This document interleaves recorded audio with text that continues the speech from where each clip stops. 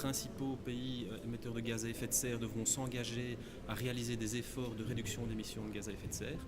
Et par ailleurs, des dispositifs vont être mis en place pour soutenir les pays en développement, d'une part financièrement, d'autre part en termes d'appui technique ou technologique, pour aider ces pays à d'une part s'adapter au changement climatique et d'autre part à réduire leurs émissions ou en tout cas limiter la croissance de leurs émissions.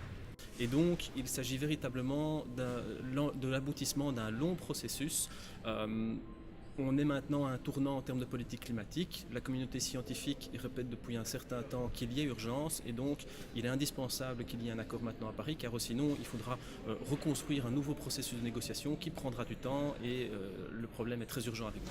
Alors en fait l'enjeu principal pour la région de Bruxelles-Capitale c'est d'atteindre son objectif qu'elle s'est défini il y a quelques années, c'est-à-dire de réduire ses émissions de gaz à effet de serre de 30% en 2025 par rapport aux émissions de 1990. Et donc pour atteindre cet objectif, la région bruxelloise a mis en place une politique énergétique assez ambitieuse depuis plusieurs années. En fait, c'est un plan qui touche tous les secteurs émetteurs, soit de gaz à effet de serre, soit de polluants atmosphériques, donc par exemple le secteur du bâtiment, le secteur du transport.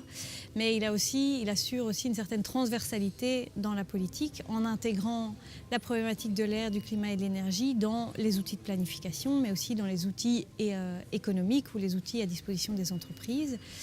Et donc, en complément, ce plan prévoit aussi une nouvelle stratégie d'adaptation de la région au changement climatique et également une nouvelle stratégie de développement des énergies renouvelables dans la région. Bruxelles se mobilise pour le climat et vous aussi, vous pouvez agir. Rendez-vous sur le site de Bruxelles Environnement sur www.environnement.brussels.